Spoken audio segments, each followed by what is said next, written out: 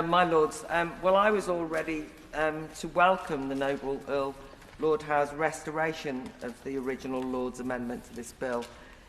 Previously, I was despondent that we'd passed a piece of legislation with no teeth, potentially a lame duck law. So I was delighted at the reinstated stronger statutory tort in the bill that would mean staff and students would have a robust backstop that allowed the ability to sue in the civil courts for breach of their speech rights.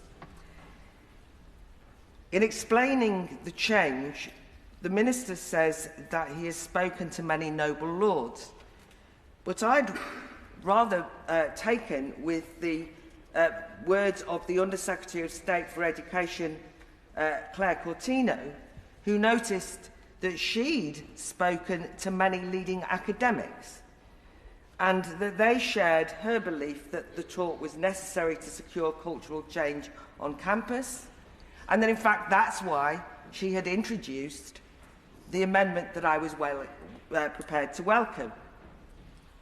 I can only ask what on earth has changed, other than the Minister has spoken to noble lords rather than he's spoken to leading academics or students. And I do think that it's disappointing that we now are being asked to accept a fudge in the form of the Noble Lord Willett's amendment, and I fear that it will make the new enhanced free speech duties just viewed as more box-ticking by university managers and student union bureaucrats. Maybe I can share my own recent lived experience, to use the fashionable jargon, of being cancelled. I hope at least my remarks will be heard by those in the other elected place when they consider this debate. Last year, I was delighted to be invited by the Royal Holloway University of London's Debating Society to give a talk this February. It was a lovely invitation from a student called Ollie, who wrote, "We would absolutely love for you to speak to the Society about your interesting career and to talk about the Academy of Ideas in the House of Lords to our keen crop of debaters." And never want to miss the chance to meet and talk to a keen crop of debaters, we set a date firmly in my diary. I reorganised a number of clashes and so on. Unbeknown to me, but this has become routine these days for student societies, behind the scenes the Debating Society had to go through onerous and bureaucratic checks imposed by the student union as to whether I would be given permission to speak. The student unions these days have created a veritable cottage industry in safeguarding checks and risk assessments, etc. It was a complete pain for the students, time-consuming, and with an undoubted chilling effect in terms of inviting outside speakers. And that's what this bill was setting out to address, wasn't it? But eventually, I was given a clean bill of health by the student union. Apparently, there was no evidence that I was a hate monger or a threat. However, just a week before I was due to speak, the Debating Society cancelled. What happened? Once the event was advertised, the same student union bureaucrats claimed that 6 societies had raised concerns about me coming on campus, the evidence for which was that I retweeted a clip from a comic on Netflix. Martha Jarvis, the president of the student union, wrote a menacing message to the Debating Society stating, "I hope that you can see that Claire Fox retweets and praises a video of Ricky Gervais being overtly transphobic. I wonder whether you have thought about the impact of bringing a person who is an advocate of hate towards trans people and publicly ridicules them, and whether you are comfortable with the fact that that is the message your society is sending out to RHUL trans students. Beyond the slanderous accusations against me, which, of course, I am not an advocate for hate towards trans people or anyone else, I was slightly miffed that my crime was retweeting Ricky Gervais. I mean, is that it? I mean, have they never listened to any of my speeches here at the Lords? But seriously, this email, and there was a lot more messages of its type, from the student union, which is supposedly impartial in terms of judging outside speakers' political views, was used as a form of coercive control and pressure to badger the Debating Society Committee to cancel my talk, based on the specious slur that I have a history of sustained hate speech. The message to the debating society was clear. My presence on campus would cause trouble and would damage the reputation of the debating society's officers. And indeed, when Adam, the president of the debating society, emailed to cancel the event, he admitted, quote, "I've decided to cancel for the sake of the future of the society and its reputation on campus.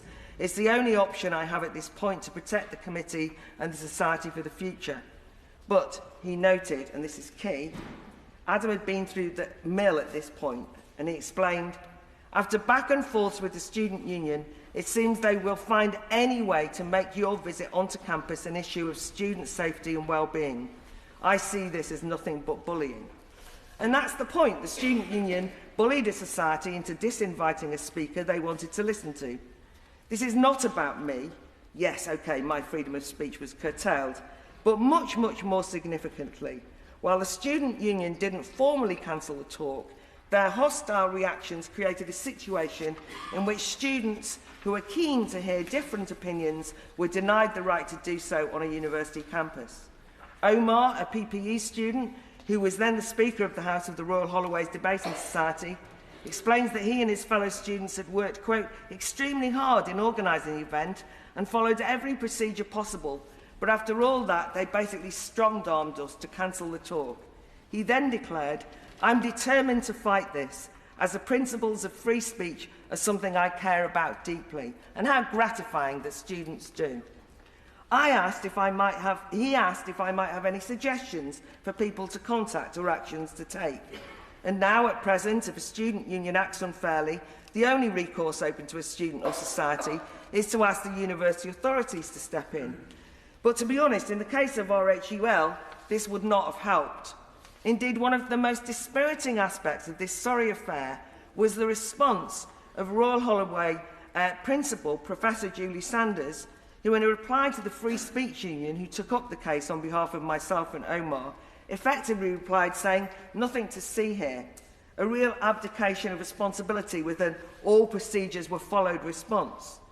She took at face value the student union's claims that no pressure was applied to force a debating society to change their minds about the event, even claiming the student union was, quote, "ready to work with them to make the event happen safely."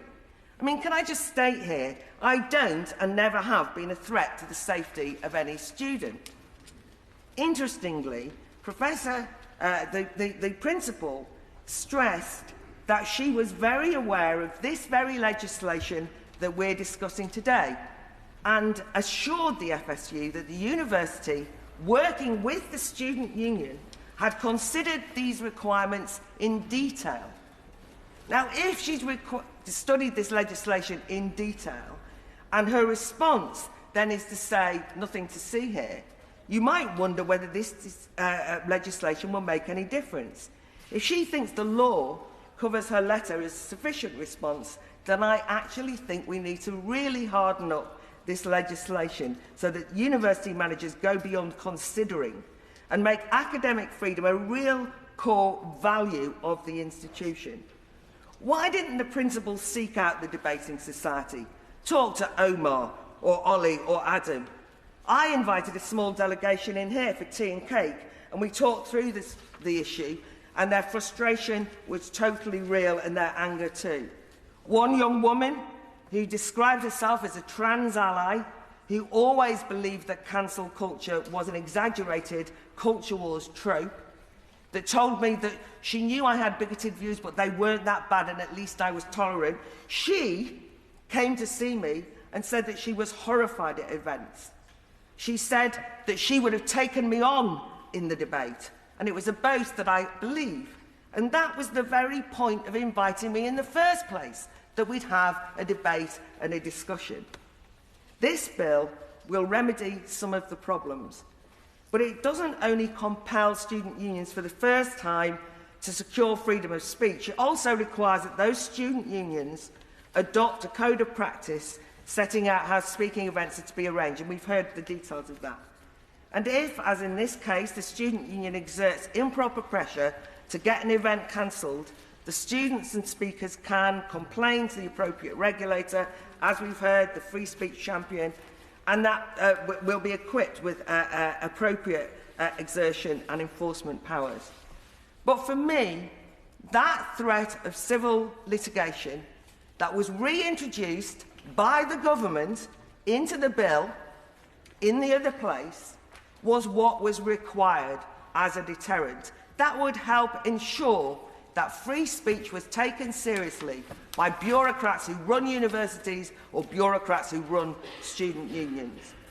It is disappointing to me that government ministers here have folded and under far less pressure than the Royal Holloway's Debating Society. I'm opposed to the amendment, and I hope that the other place thinks again about us thinking again when they get to consider decisions today. My Lords, I think what the noble Baroness, Lady Fox,